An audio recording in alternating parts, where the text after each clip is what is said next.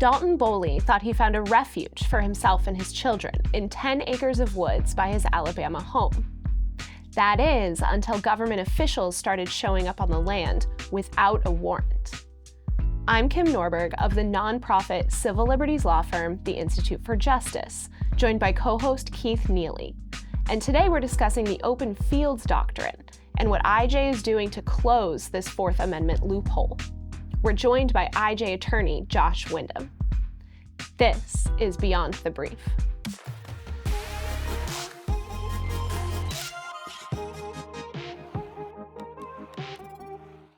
So Josh, tell us about the clients in this case and what happens to them. Yeah, so the lead client's name is Dalton Boley, and he's a combat veteran and therapist. And he moved out about 2 years ago to Killen, Alabama, which is in North Alabama, in a pretty rural area, with his wife and 3 young boys. And he moved in next door to a woman named Regina Williams. And Regina owns about 10 acres of property right next door. She's lived on that land her entire life. It's family land. And she's now in her 60s and has some health issues, so she can't play around the land, use the land like she once did when she was a little kid. But when Dalton and his family moved in, she saw a great opportunity to give them a place to have what she had as a little girl, which is, a sanctuary, a place to go play in the woods, to go camping and, walking nature trails and just spending time out there in nature like she did when she was little. And Dalton, I think, really found a lot of value in that, not just for, allowing his kids a place to play and grow, but also because he has PTSD. And so he likes to go out in the woods and be alone and spend time meditating and just kind of, relaxing in nature without people around, right? Just being by himself. And unfortunately for all of them, game wardens at the Alabama Department of Conservation and Natural Resources have decided to patrol their property. They've had game wardens coming onto their land without their consent, without a warrant, to their knowledge, without any probable cause to suspect them of a crime, and just sort of roaming on through. And Dalton discovered this when one of the trail cameras he has on one of the trees on the property had been turned around and had taken a photo of the tree. And he thought to himself, that's pretty weird. So he went out there and checked the SD card and saw that one of his other cameras that was pointed at that camera had actually captured the game warden walking on by. And so Dalton's assumption is the game warden thought he was being sneaky and turning this camera around so he could be, continuing his activities in the sly. And little did he know there was a camera right behind him pointing at him, catching what he was doing. So they didn't find out about this until a camera literally captured someone that he didn't recognize on his land. That has to be maybe the creepiest thing that can happen to you as a landowner, is to look at a camera and see a stranger on your property. Yeah, exactly. I mean, he has the cameras out there to monitor for wildlife, to monitor for trespassers, and that's exactly what he found. He found a trespasser on the property. So how is it possible that these game wardens are kind of wandering through private land? Yeah, Alabama, like many states, has a statute on the books that authorizes state wildlife officials to enter any private land they please without consent or a warrant or probable cause or any reason at all. They have to be, on duty, but that's basically the only requirement. And this statute is identical to the one that IJ challenged in Tennessee Open Fields, which we can talk about, that we're currently challenging in our Pennsylvania Open Fields case. And so we see these statutes, authorizing broad warrantless entries of people's land all over the country.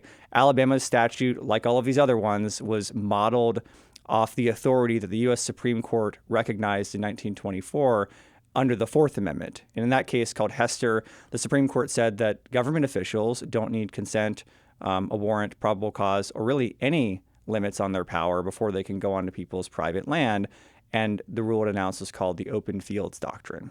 Now, Josh, I know you've talked about this before, but could you quickly recap? I know that decision was connected to Prohibition-era concerns, right? Could you maybe explain a little bit more about how we got that decision? Yeah, I mean, there were state revenue officials who went on to Charlie Hester's private land, and they suspected him of, making and selling moonshine whiskey on his property. This was in the South Carolina mountains. And so it's good old Appalachia, and it's in the 1920s, and so you can imagine kind of what it's all about. But they went to the property on an anonymous tip, and they hid in a tree grove and then jumped a fence. And then as soon as they jumped the fence, they saw one man hand another man a bottle of whiskey. And so they gave chase and they arrested them. And the whole issue in the case was, were they in a place they had a lawful right to be when they made the observation that person A handed person B the jug of whiskey? And the Supreme Court said, yes, they were, because the Fourth Amendment doesn't apply at all to people's private land. Private land is not one of the textually listed items in the Fourth Amendment. It's not a person, it's not a house, it's not a paper, it's not an effect. We could push back on that, we could disagree about that, but that's what the U.S. Supreme Court said 101 years ago now. And so here we are, talking about whether state constitutions, in cases like Alabama Open Fields or Tennessee or Pennsylvania, provide more protection than the U.S. Supreme Court was willing to recognize under the Fourth Amendment. So can you talk a little bit about how Dalton's case specifically works, right? Because this is Regina's property, and Dalton and his family are sort of using the property. And so how is it that he has a constitutional claim about this? Yeah, Dalton has what's called a license from Regina to use her property. A license is a property interest, and so Dalton has a property right in Regina's land, just the same way that somebody who's renting a hotel room for a night has a license to use that hotel room and would have, Fourth Amendment rights in that hotel room. Dalton is saying he has state constitutional rights in Regina's land because he has a property right in that land. How have you mentioned some of these other cases that we've litigated about the Open Fields Doctrine? Can you talk about sort of how other states have reacted to this idea that their constitutions are more protective? Yeah, I mean, it's nice that we live in a country where there's 50 other constitutions aside from the federal constitution, and all of those constitutions have, slightly different wording, often importantly different wording. And there are 16 states whose constitutions do not have the exact persons, houses, papers, effects formulation as the Fourth Amendment. They have persons, houses, papers, and possessions. And so what we're arguing in several of these states, starting with Tennessee, Pennsylvania Open Fields is the same, and now Alabama Open Fields, is that states that have the word possessions in their constitutions have a textual reason to reject the Open Fields Doctrine because land is a possession. So what happens in the other states that don't have that same sort of language? Are they just sort of stuck with the Open Fields Doctrine, or is there some sort of other way that you can say, your state constitution is, distinct from the federal one or something? Yeah, I think there's an argument to be made in pretty much every state that there are reasons to reject the Open Fields Doctrine, fundamentally because I think it's wrong as a matter of federal law and Fourth Amendment law. But even setting that aside, we have a pretty great menu of options when it comes to state constitutional text. So we have a case in Virginia involving government officials going onto our client Josh Highlander's property. I think we talked about it on a prior episode. Mm-hmm. And to remind viewers, they put on camouflage and parked in a cul-de-sac, and then basically did a raid of his backyard and took a camera from his property and walking back past his no trespassing signs in the process. And they didn't have probable cause. They didn't have a warrant. They didn't have any of that. They just decided to pick on Josh that day for whatever reason. And the language in the Virginia Constitution we're relying on prohibits general warrants. Well, that's kind of technical and sounds a bit archaic, but a general warrant is basically just a government permission slip for officials to go on and invade somebody's property without suspicion, right? And it doesn't impose real constraints on the scope of their search. And that is exactly what happened to Josh. Basically these officials were ordered onto his property to do a fishing expedition of his land and see what they could find, which is exactly the authority that general warrants, gave officials at the founding. So that's just one example of a very different phrasing than we have in the possession states, but that I think really, justifies rejecting the Open Fields Doctrine as well, because that doctrine gives government officials the same kind of broad power that general warrants were supposed to, or the general warrants offered officials. And this isn't the first time that we at IJ have tried to look to state constitutions for more stringent standards of review than what the federal constitution provides. Is that right? No, I mean, this is something we do across all of our pillars, as far as I'm aware, and we've been doing it for decades. So it's really baked into the fabric of who we are at IJ that we use all the tools available to us to vindicate people's rights, state and federal. What are these officials looking for? What do they have to gain from kind of wandering around a bunch of people's land sort of without any justification or probable cause or something like that? Why are they even spending their time doing this? Yeah, I think a lot of these probably it's a combination of a few things. So what we've learned in working on these cases involving game wardens, wildlife officers, is that they often don't have like a regimented schedule every day. They're sort of just told like, today's a patrol day, go patrol the land. And so they have to fill their time. They have to fill their hours and figure out what they're going to do that day. And so often it's as simple as like Game Warden John turns out of his house, turns right instead of left, and decides to go patrol the properties on the right side of the road that day. And so there's not really a reason all the time why officials decide to go on person A's property or person B's property. That's not to say that sometimes they don't respond to complaints or that kind of thing. But the point is they have a lot of hours to fill. And they do fill those hours by just kind of wandering around people's land because that's their job. I will say that with Josh Highlander, just because he's a story we just talked about in Virginia, his was not random. His brother had been given a ticket earlier that day, and so had his father. And so I think, and they're being disputed, those tickets. But I think the game wardens just kind of did a guilt by association thing and said like, well, a third Highlander, let's go get him because he's related to the other two. So it wasn't random, at least in that situation. Josh, you mentioned earlier that 16 states have this sort of additional language in their Fourth Amendment analog. Was there something special about Alabama that made it our next target, or was it just the fact that we found clients there? I kind of get this question a lot. Which comes first, finding the problem or finding the client? How did Alabama fall on our list? That's a great question. So we get a lot of case submissions through our website. The more we work on an issue, the more submissions we get on that because we become known as folks who work on it, whether it's eminent domain or civil forfeiture or open fields. And we did get a website submission about an entry of private land by game wardens in Alabama. We are not representing that person, although we had conversations with them and ended up learning this is a big problem in this part of Alabama. And so we kind of plugged into a community of people who, and I must have had, 10, 15 conversations with landowners before I decided on the right clients for this case. But this was a problem that was, running rampant in the area. And so, we picked the folks that we thought had the best facts to bring this case. But, it's not just that we're waiting for people to reach out to us. We often do affirmative outreach to people. And, I'm somebody who likes to use postcards more than others. I send a lot of postcards, get some addresses through public records requests, get some names, send out postcards to people. It's old fashioned, but it does work. And just to give you a data point for that, we were looking for an open fields case in Ohio. And if you happen to have one, reach out and let me know.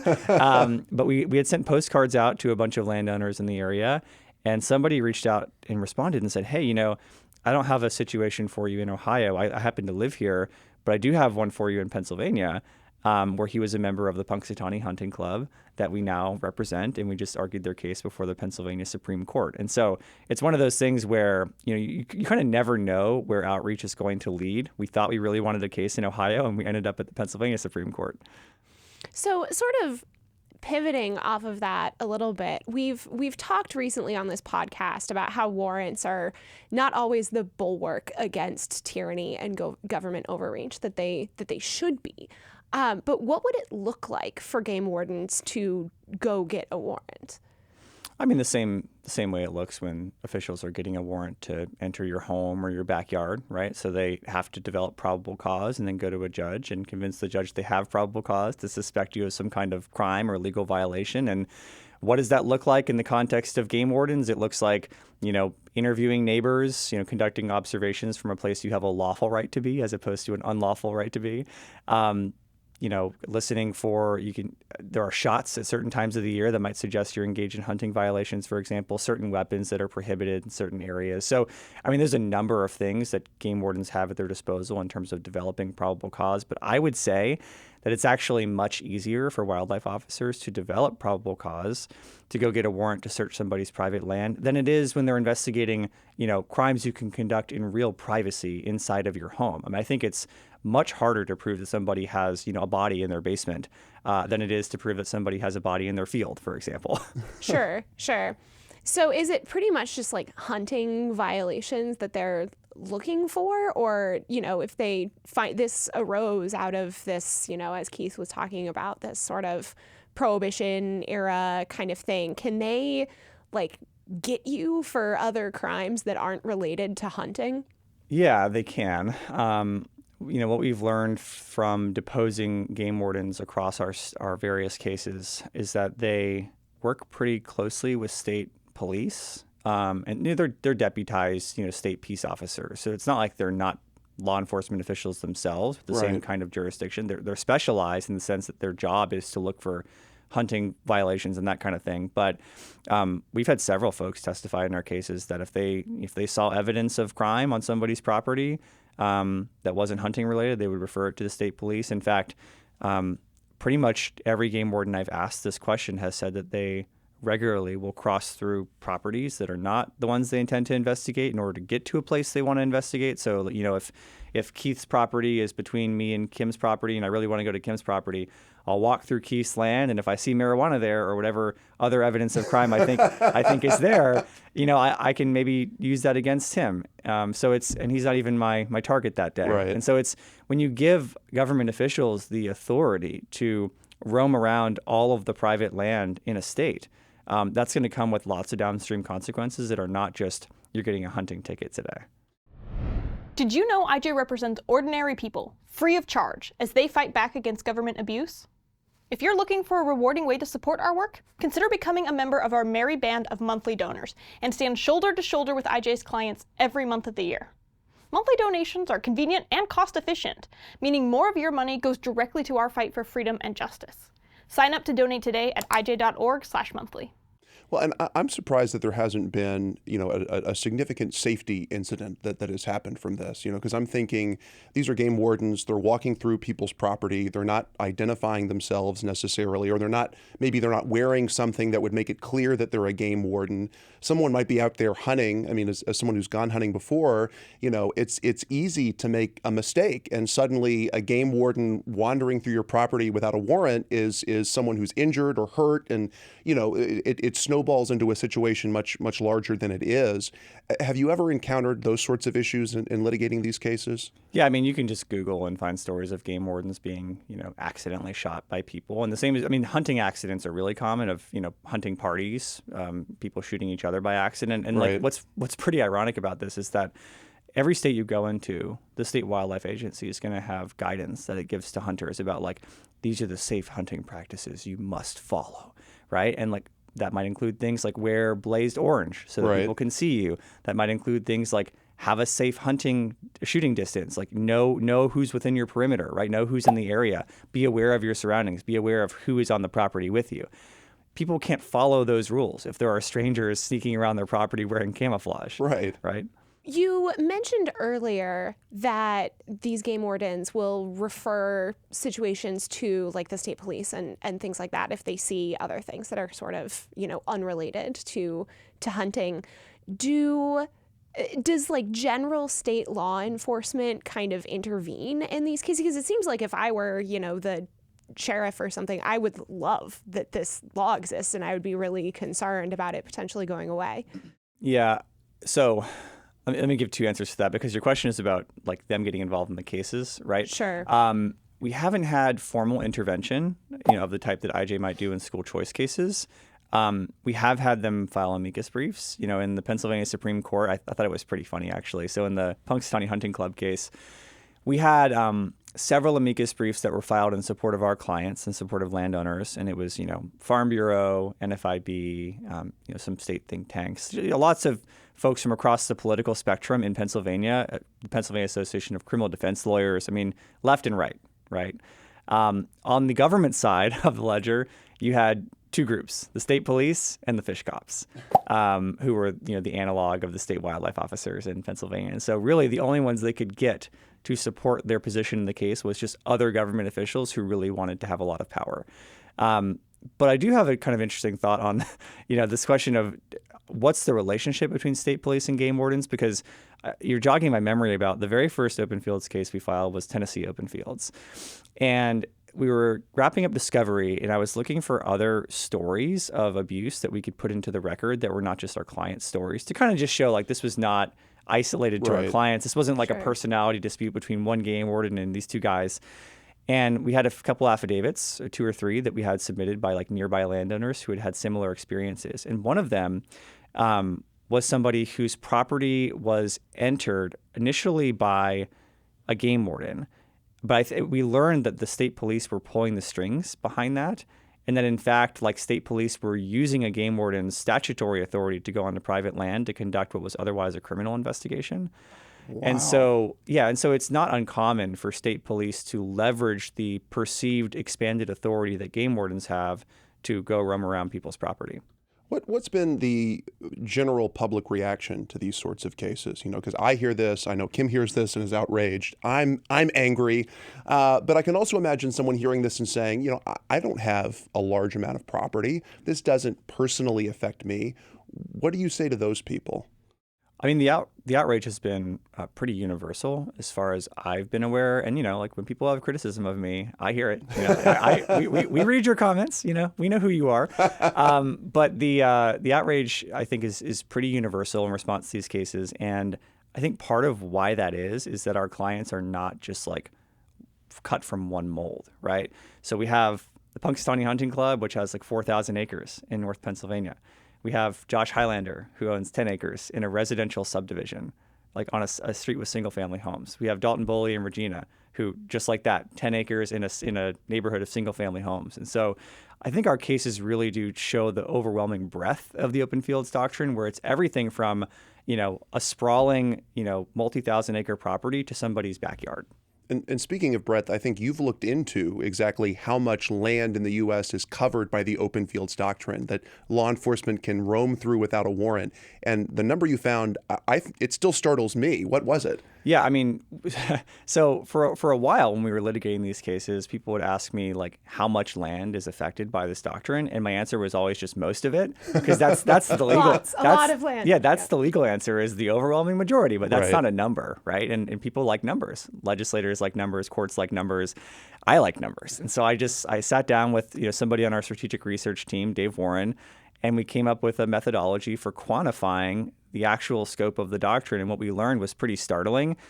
Using some public data sets and mapping software, about 1.2 billion acres of private land is totally exposed to warrantless searches under the Open Fields Doctrine, which is about 96% of all land that people own in the United States. Wow. And that was a very conservative estimate. We took great pains. So it could be more. It almost certainly is a fair amount more. We took great pains to be as conservative as possible with our estimation. Where is sort of the boundary? If you have a house and, the area immediately surrounding your house is sort of protected by the Fourth Amendment, right? And then, the area beyond that isn't. And so where is it like a hard and fast line? Is it sort of blurry? If you have, an acre and your house is smack dab in the middle, is that different from if your house is on the very corner of an acre and is the far flung corner an open? How do you know what it even is and is not an open field? The answer is that you don't really know. I think that there are some. Let's back up a little bit. So in the 80s, the Supreme Court hashed some of this stuff out and said, okay, we're in this realm where we're applying kind of like a privacy-oriented conception of the Fourth Amendment that was really in vogue in the 80s. And so what the court said in this first case called Oliver was, okay, you have a reasonable expectation of privacy in the curtilage, whatever that is, but you don't have it in open fields. And so we're going to kind of divide it up that way. And there was a big dissent by Justice Marshall who basically said, look, you're telling law enforcement officials they have to know where the line is between curtilage and open fields. How are they supposed to know that? That seems a totally impractical thing to expect of them. These are like arcane legal concepts.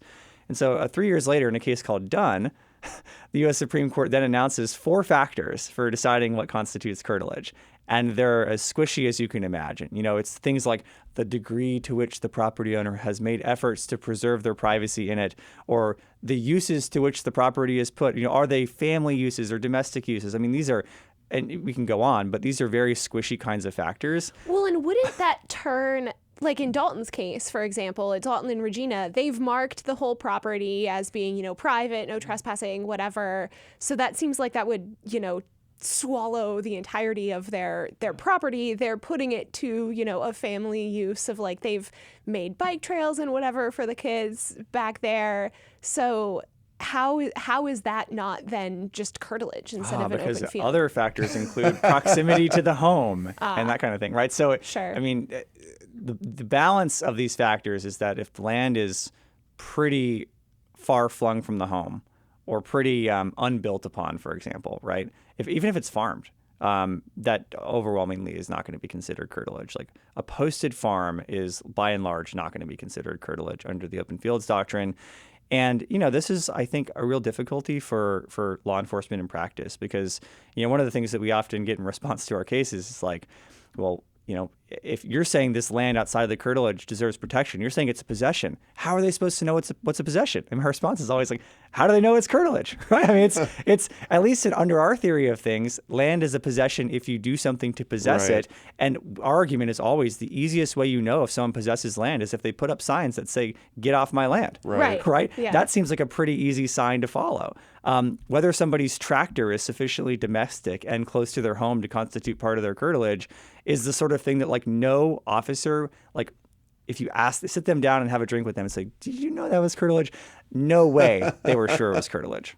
Well, it sounds a lot like a, I know it when I see it sort of test that they kind of, attach to these factors onto in the back end to kind of rationalize their decision. Yeah, I mean, I think there's often like sort of heuristics that they'll apply. Like if you say, this is a property in a residential neighborhood and it's surrounded by a white picket fence and, they have kids' toys in the backyard. Like that's, we could sort of like say, I know it when I see it, right? But it gets harder when you get, away from that kind of cookie cutter model of people's yards. Sure. So what is our end goal here? We're doing all of this in sort of state courts trying to say, your state constitutions are special and unique and whatever, and so this doesn't apply there. Is that us saying that, the whole federal side of this is a lost cause? Or is that designed to somehow undermine the federal Open Fields Doctrine? And if so, how is it possible to get there by saying like X is not Y and therefore Y is invalid? Like, how does that work? Well, the end game is to overturn the federal Open Fields Doctrine. I think that there's a few ways to get at that. I don't think it's mutually exclusive to say that if they use the word possessions, like that's a clear sign that land is protected. And also to say that for various reasons, the Fourth Amendment protects land. I mean, I think if you just take a step back for a second, our theory is that pretty much every state constitution that would have been around at the founding is one that you can read to reject the Open Fields Doctrine. And it strikes me as totally implausible that the people who drafted the Fourth Amendment, who are the same people who drafted these state constitutions, would have decided that only with the Fourth Amendment, but not with the rest of these constitutions, land doesn't deserve protection, right? So we all had the same philosophy back at the founding, guys. We all liked property rights. We all liked farms because everybody was a farmer back then. So if you just kind of take a step back, as a historical matter, it strikes me as totally implausible that the people who drafted these constitutions would have thought as private land, farms, as some kind of constitutional exception or stepchild. Doesn't make any sense. But setting aside that and kind of getting at what's the big picture, what's the end game, yeah, we want to build like a domino effect of state courts rejecting the Open Fields Doctrine. And yes, we're using the text that we have available to us as part of that effort.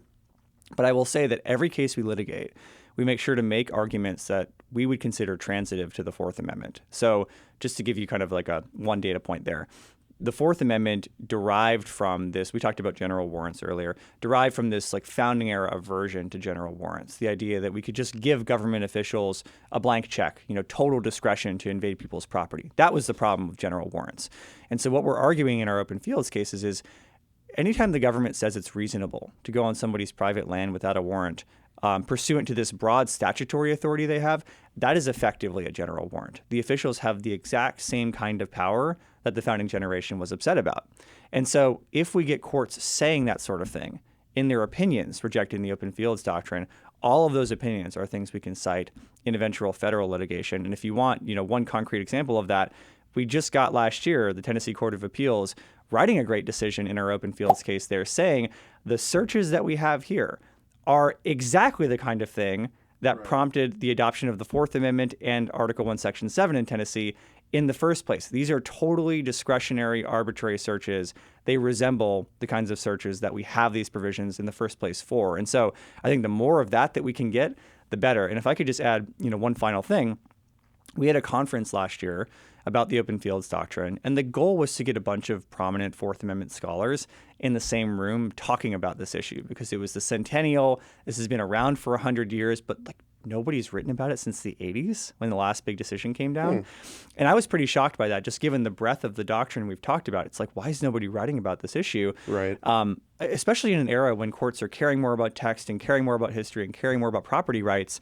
Why is there no discourse? And so we got some folks together in the same room. We had a few discussions about it. And I think we've now come away with, I wrote one of these articles, so I can't, I'm hiding the stats a little bit, but I think there are now 2 published papers that have come out and one that's been accepted for publication. That's going to be coming out quite soon. And all of these papers argue that for various reasons, the federal Open Fields Doctrine is wrong. And the one I like the most is actually not my own. It's Laura Donahue is a big Fourth Amendment scholar. She has a paper coming out in the Texas A&M Law Review. And her paper is called Hester's Dubious Roots, which is the original Open Fields case. And what she argues in the paper, which I think is fantastic, is that the original meaning of houses, if that encompasses curtilage, which I think it does, extends far more broadly than the Supreme Court is currently recognizing, because at the founding and at English common law, the curtilage went to, quote, the last ditch of a property. So if you think of Thomas Jefferson's Monticello or George Washington's Mount Vernon, her idea is actually, when you look at the common law, all of that property would have been part and parcel of the home and therefore would be considered a home for Fourth Amendment purposes. And so just the whole distinction between open fields and curtilage is arbitrary, according to Professor Donahue. Oh, that's fascinating. Zooming out maybe even a step further, I know that this is part of our broader project on the Fourth Amendment. Could you talk a little bit about how challenging the Open Fields Doctrine fits within that broader project and kind of what comes next? If we're successful in open fields 5 years from now, 10 years from now, what's the next sort of target that we're looking at? Yeah, I mean, we launched the project around the same time as our Tennessee Open Fields case a few years ago, with the goal of taking the Fourth Amendment and using it as a shield to protect people's property rights, right? That's the basic idea of the project. Because when we looked at the doctrine, we kind of realized, one, not only is this a really powerful tool for protecting property rights, but two, there are all these holes in the doctrine that affect major areas of American life. We've talked about land, a huge area of American life today. Earning a living, which is, of course, one of our pillars here at IJ, economic liberty. People who have businesses and regulated industries are subject to reduced Fourth Amendment protections all over the economy under a doctrine called the closely regulated industries exception to the warrant requirement. There is the third-party doctrine, which exposes people's data and information they share with third parties, even under contracts, to unfettered government surveillance. And so, in area after area, I think the Supreme Court has blown these huge loopholes in the Fourth Amendment that expose just vast parts of our lives to government surveillance. And so, our goal is to close those loopholes, open fields being one of them, closely regulated and third-party doctrine being two other big ones, and to try to bring back some of those basic protections to people and their property. Thanks so much, Josh, for coming in and talking with us today. Yeah, thanks for having me. And thanks to all of you for watching. If you'd like more videos, you can like and subscribe to our channel. And if you want to support this work, you can join IJ as a donor with just $5 a month at ij.org/monthly. Thanks so much. Thanks again for watching. Make sure to like, subscribe, and tune in for more videos.